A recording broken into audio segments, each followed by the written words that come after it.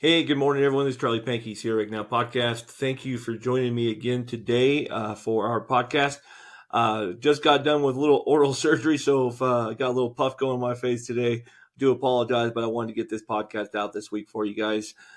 Keep you informed of what's going on around Sierra. As always, we hope the Sierra is within your future. It's whether you can see it out your front window like myself and see the snow falling on Heavenly Mountain, or you're in the valley and you're thinking about coming up and go skiing or a winter vacation this year, we do hope that trip happens for you soon. Today, we're going to do a little different broadcast, not going to be singular in topic, and I don't have any guests, but I really want to just kind of give some updates of what's going on in the Sierra this mid-November. It's November 15th. We're done with all the election hubbub. Well, almost. California's still counting votes, but we're all settled down, getting ready for our winter season.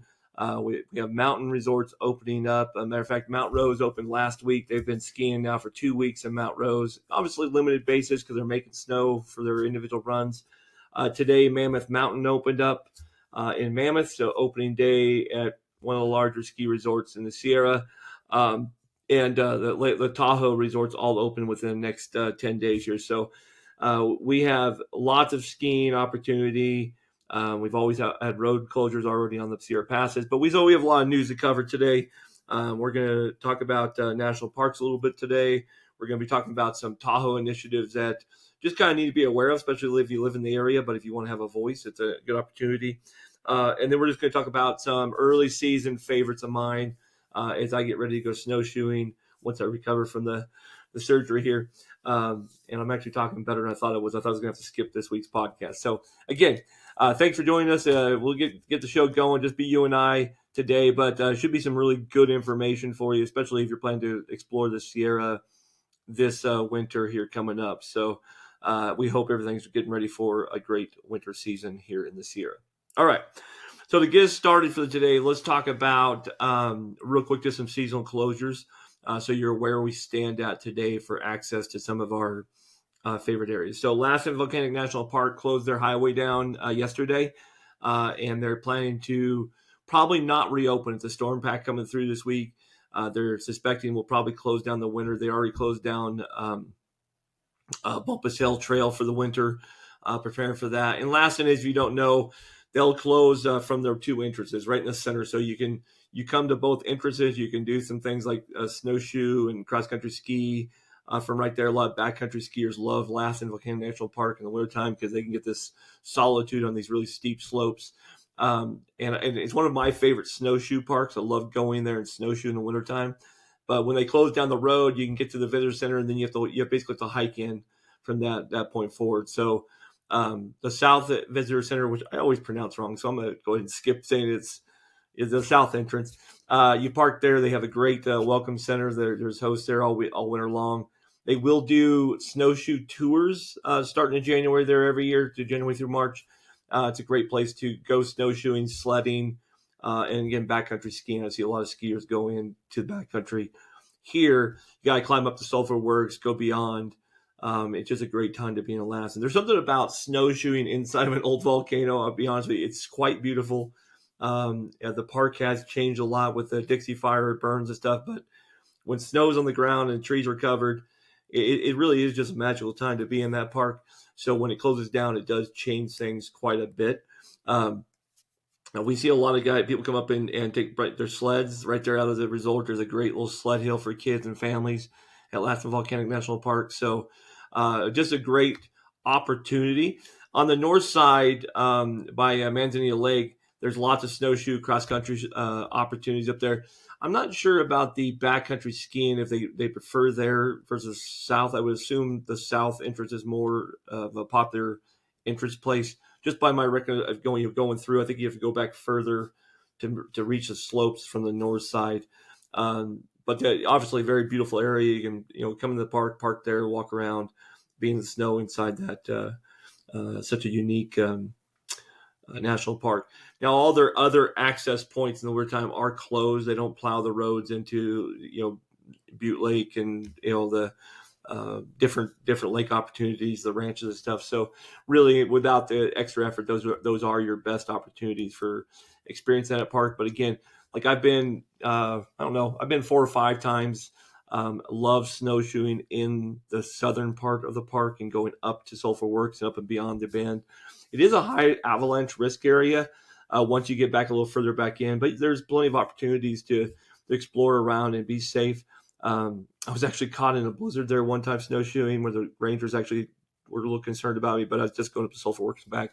But got a little snow blind, forgot my goggles, and walked right into the bank. So it was quite it can be quite hairy. So be safe out there no matter what you choose. The Tioga Road and Glacier Point down in Yosemite, they're also temporarily closed at the words they're using, meaning that they may try to open them again if it just dries out. Like if we get through these storms this weekend, then we get dry weather for a month. They'll potentially open those back up because they know people love to get in those high countries. But we're getting close to that season where at least Tioga and Glacier will probably be closed down pretty soon, if not permanently for the winter time, which is always sad for me because that's my entrance point. Tioga Road is my entrance point to Yosemite. Kind of ends my season for Yosemite most time, although I am trying to get over to the west side and do some snowshoeing, maybe in the big trees down by Wawona this winter. So hoping to get that done and looking forward to it.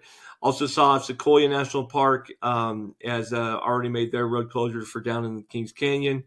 Obviously, their park has snow already, so if you want to travel up there, be prepared for snow devices on your vehicles and the travel complications that come up to those steep roads that go into Sequoia. You're coming out of the valley; it's a really pretty steep road system that get you up into the trees and stuff. But it's open. I understand it's beautiful. I've never been there in the wintertime, but that should be exceptional. So, now same thing with Sonora and Ebbets Pass. And our mountain passes that cross over the roads. They've gone on and off enclosures. I think Monitor Pass now is officially closed for winter.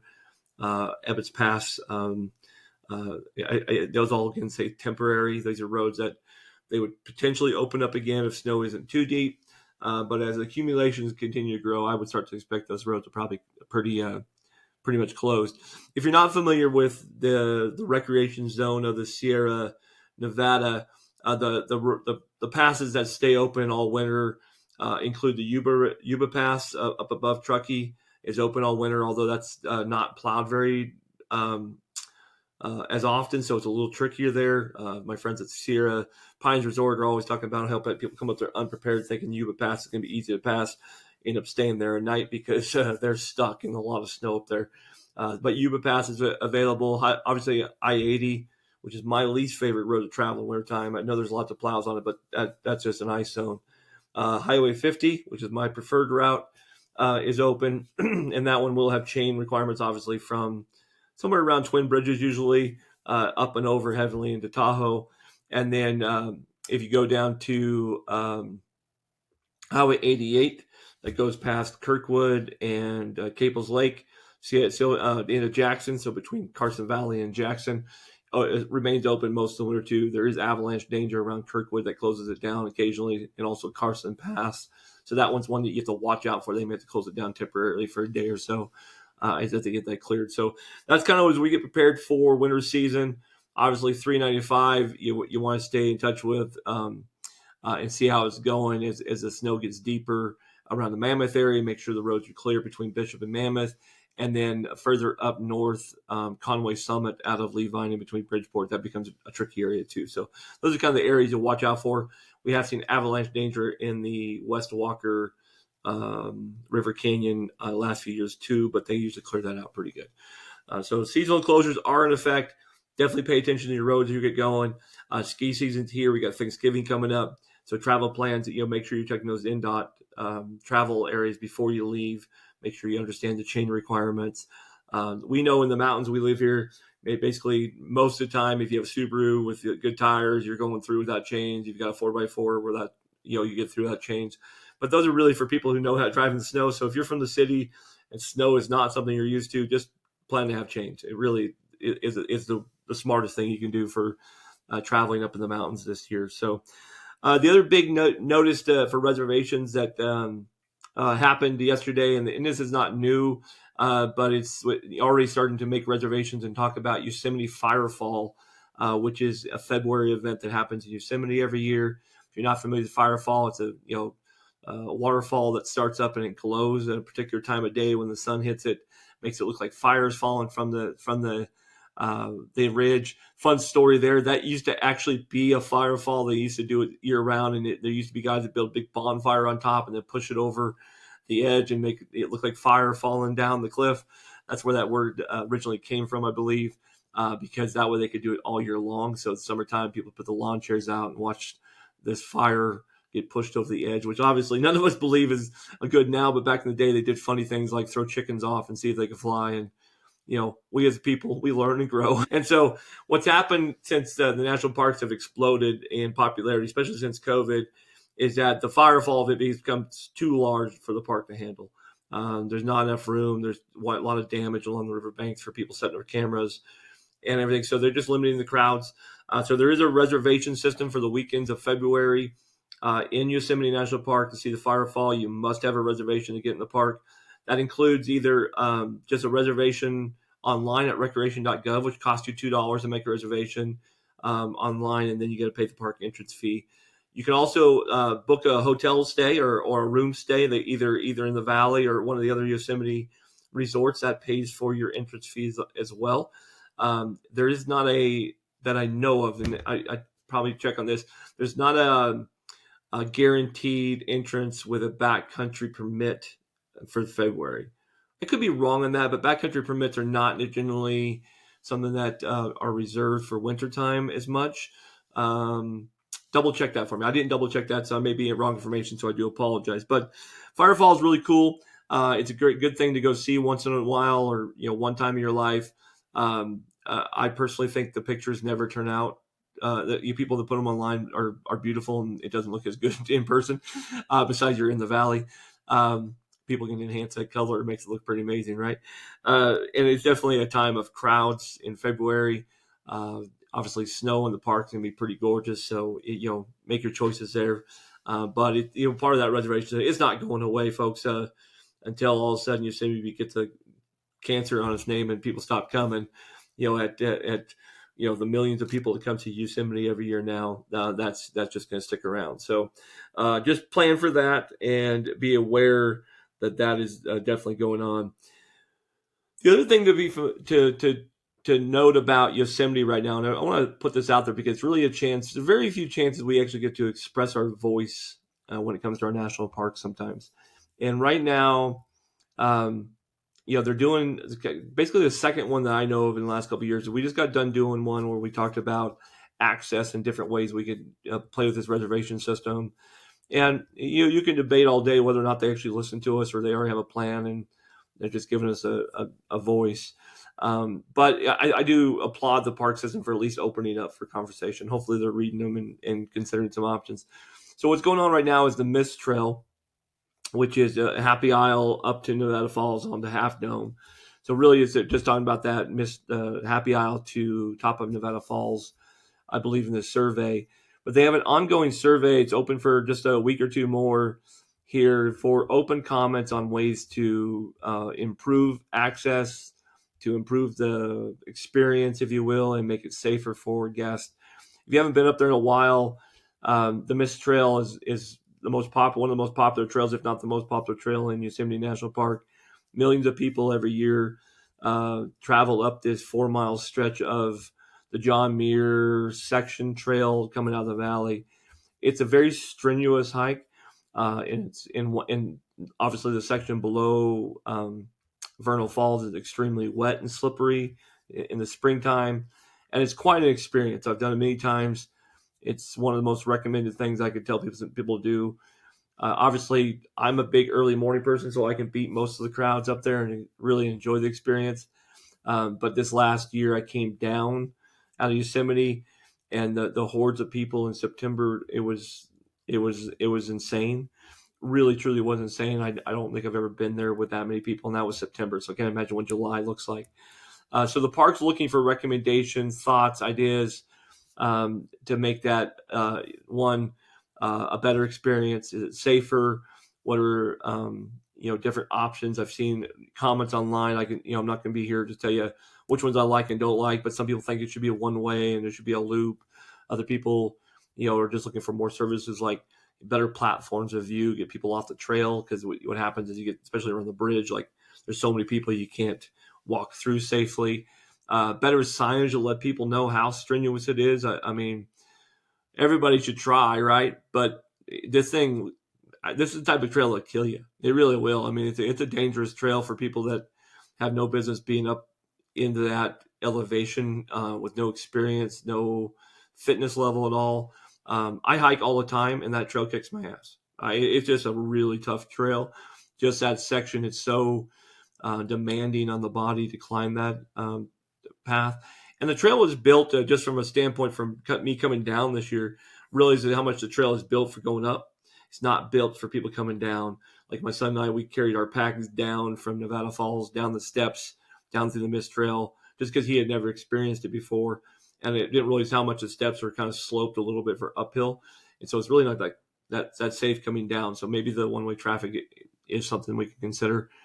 One of the things that I think they do kind of a poor job in that whole story of the mist trails, they don't highlight the Clark Point route enough, which is an absolute awesome route. Get some really cool new views of Vernal Falls and Nevada Falls.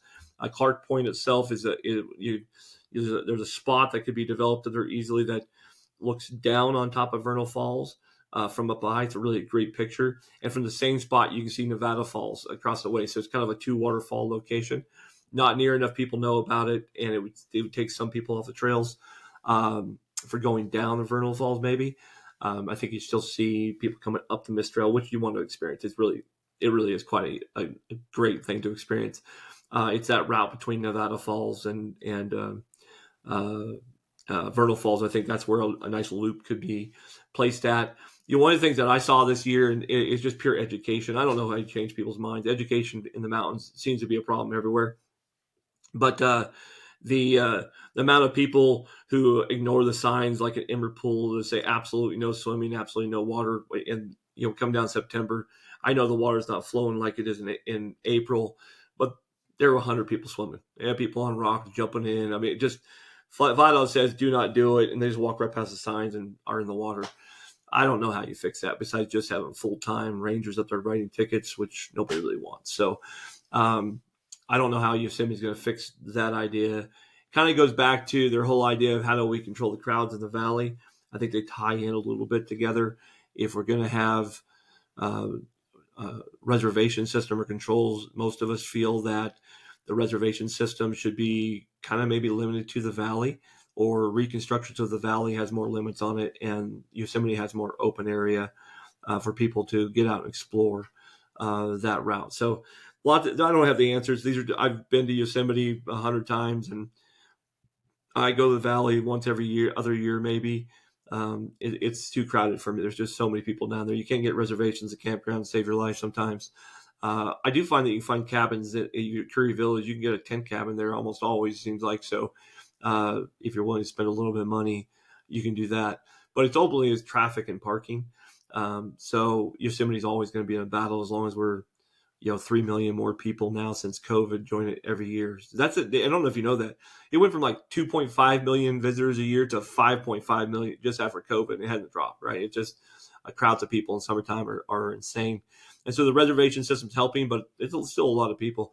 So you got to be leery of that. So again, I don't have the solutions. I think personally, if I was going to give you my recommendations, better signage at the bottom, letting people know how serious this was. More benches along the trail, especially that first segment below the falls, the Vernal Falls, for people to sit and just kind of rest or view the area. There's got to be some ways to add some more bench structures there. I think there should be a viewing platform similar to what they did at Bridalveil Falls down by the bridge of Vernal Falls. They could be before people started climbing the mist trail. Just an opportunity of like a viewing deck. It's a little bit hard because the river comes rushing through in the springtime, so they have to kind of set that differently. But there might be an opportunity to build a viewing station that's not currently there. And then, probably need to work on that upper loop. Maybe it should be a one-way loop on Nevada Falls from Vernal Falls, right? You really probably can't change Vernal Falls all that much because Vernal Falls, you don't want trails going on the other side. There's not a way to come back to the bottom easily. And I think the JMT to Clark Point, if you started down low, that's actually a sucky trail. That thing's so steep. It's paved, but it's not a good trail. My experience. So, I'd never advise somebody to go that direction. Especially not worth it if you want to see Vernal Falls. But once you get on top of Vernal Falls, there's definitely something to be said about making a loop. It's one-way direction, and maybe you have to go up Nevada Falls on the left and then come down the JMT to Clark Point and make down to the top of Vernal Falls if you want to do it that way. So those are just options that I suggest. I've been there many times. Other than that, it's the wilderness. I don't really want them messing with it too much. It's really about educating people and making sure that they have a safe time on the mountains. So that would be kind of my feedback on national parks, and kind of I'm glad they're giving us a voice, but that's kind of where they're at on that. So we turn our attention back towards Tahoe. A couple things on the docket here you should be aware of, right? Been a lot of chatter and buzz going on. All the mountain resorts are getting ready to open up.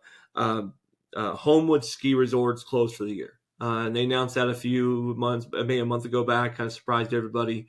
They came out, just kind of the whole story is that they've been operating in the red for several years. Not the way they're running the business isn't working. So there was a growth plan that was going to say, hey, this is a private property, kind of a homeowners association effect, where we were going to just kind of privatize the mountain for the homeowners association, and maybe some luxury type permits and stuff for the mountain. That's obviously gone over very poorly with the public, who thinks Homewood is kind of one of those Lake Tahoe legends, which they kind of respect. So they come back out and they said they're going to be open to everybody all the time starting next year. They're still going to be closed this year as they restructure, trying to kind of find a better financial model for the mountain itself. And I'm not going to tell you I've done a lot of research on this. I've just read comments and read the report. I did ask Homewood directly that if they were going to close this year for sure. Once they made that announcement, they did confirm that they are closed this winter. So there's no skiing at Homewood. I've talked to the Backcountry Alliance, and Backcountry Alliance is trying to work with them on ways to get access for backcountry skiing. But there's no guarantee. It's all private property right there. It's a little different permit system. So just keep your eyes open in the area. I'm sure we're going to see stories this winter of people trying to climb up the mountain, ski, and get in trouble, whatever. So it all has to do with parking there. There's no parking for that resort, the parking lot's so small, and that whole region is lacking of backcountry winter access. Probably one of the things that the Tahoe National Forest, not Tahoe, but the Lake Tahoe Basin Management Unit could probably work with the county quite a bit and work on a better parking system for the west side, period, for winter recreation. It's something that we may need to choke on and just figure out a better solution for that. But that's definitely happening. The other thing that's happening is there's a little bit of a battle going on with El Dorado County and Heavenly Ski Resort as they open up. The county is moving forward on an annexation of Heavenly Ski Resort and Van Sickles State Park. Many different reasons for this. Better quality road care, taxation. They want sales tax. There's all, again, I'm not a political person, so there's all kinds of sides to the story. Heavenly doesn't want them to do it. The county says we're doing it. I think people just want better access and better service. So if the county's willing to, pave those roads better and get more parking up there, I'm sure everybody be absolutely fine. But there's also a tricky balance between Vail Resorts and the county always anyways, and how much Vail's willing to put up with before they start pulling stuff back too. Who knows? So there's always a tricky balance. If you have some opinions, shoot them down below. I'd love to hear your thoughts on it. I think it's interesting from a visitor standpoint because El Dorado County already said this year that they have limited snowplow ability. So road plowing in the region is going to be extremely tricky. And South Tahoe has come out and said there's no roadside parking in snow zones this year in Tahoe. So you're going to get towed and ticketed if you're trying to park your car below the ski resorts and skip the reservation system. So Tahoe is becoming a little bit of a traffic nightmare. Most people know that. One thing that I can recommend is the bus system is getting way better. The transit system is way better. There's actually a bus that goes from Folsom all the way up into Heavenly. It will drop you off at the bus station. You get a bus ride up to the resort and ski all day, and then bus home if you wanted to. If you're going to stay at the resorts, there's the micro transit systems up to the resorts. Obviously, a great access point. And then obviously they have the carpool system where you can get a little better access to. But check their reservation systems; they're all being updated this season. Palisades just put forth their new parking structure for the year yesterday, so we just posted that online. You can find that online, and that just kind of gives the Tahoe region kind of a base point, if you will. So reservations last year and all the resorts went into effect. This year, they're all kind of just adjusting what they learned. That includes Kirkwood has a reservation system, North Star, Heavenly, Palisades. Sierra at Tahoe is the only one I don't know if they actually have a reservation. Maybe just park there free. Ski wise, the Diamond Resort in Mount Rose, as far as I know, don't have reservation systems as well. They just first come, first serve, which maybe makes them more attractive. I don't know. But anyways, I know ski season is excited. I personally, if you guys know me or any history, I'm a snowshoer. I don't get up and go skiing. I'm both blood thinners, can't hit my head, all kinds of different reasons why. But I don't get up and go skiing, although I do enjoy the backcountry on my snowshoes and getting out in the trees. So let me finish this episode today. It's been 5 minutes just talking about snowshoeing. We have our winter edition coming out November 21st. Next Thursday will be all of our snow issues. We'll talk about all the ski resorts and snowshoeing and backcountry skiing, etc. It's also our holiday gift guide time. So please, look out for that next week. We'd love to get your feedback and readership and share of that information. But as the snow season kicks off, I'm looking forward to getting out snowshoeing. Last year, I picked up some MSR snowshoes with the new, I think called Paragon grip, which they hold on to my boots. I love them. They're fast and light, and the new hook system around the foot is great. But one thing I've always said to people is it doesn't really matter what snowshoe you pick. It's really a matter of what you want to do with your snowshoes. So if you're going to be out once or twice a year, 3 times a year, and you're going to be in a pretty safe area, Costco snowshoes are great. They're cheap, inexpensive, and they'll get you across the snow. If you're somebody like me who wants to get a little more aggressive on the backcountry, go out more a little deeper, you might want to invest in a nice snowshoe from MSR or some of these other companies that have some really good bindings in them. They're set up structures for different types of snow. So that's kind of where you want to do.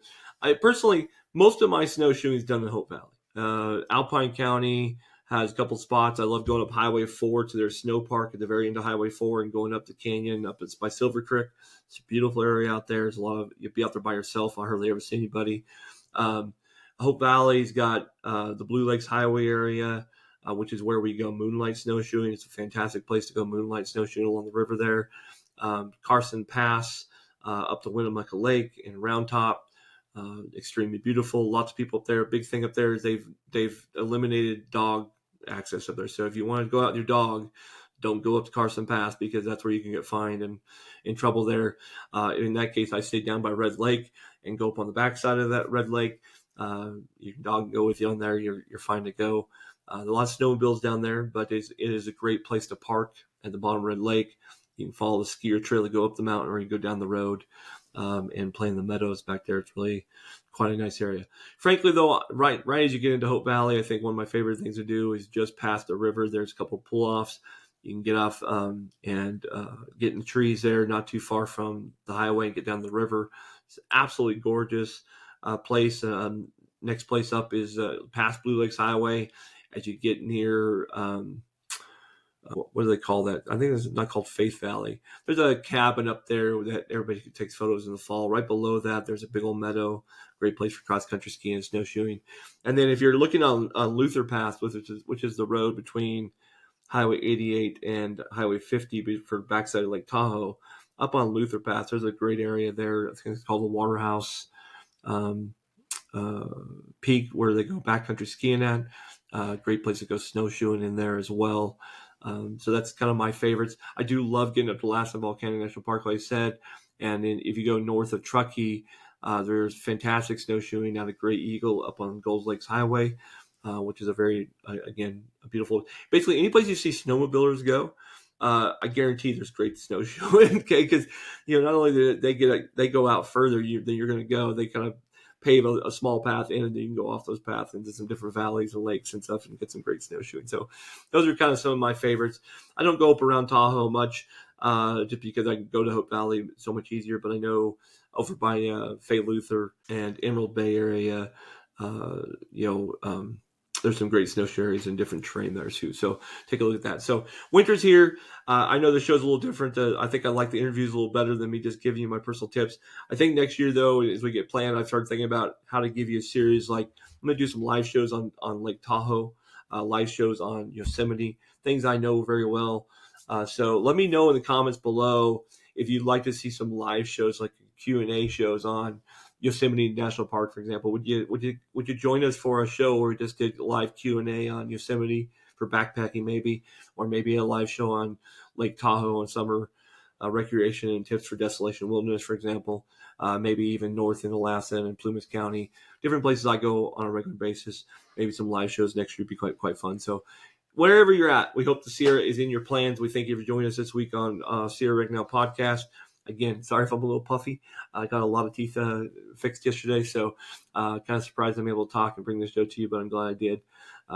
Wherever you're at, have a great day. Drive safe in the snow. Hope you're up here playing in Lake Tahoe, skiing on the mountains of Mammoth this weekend. Wherever you're at, enjoy your day in the Sierra. Have a great day.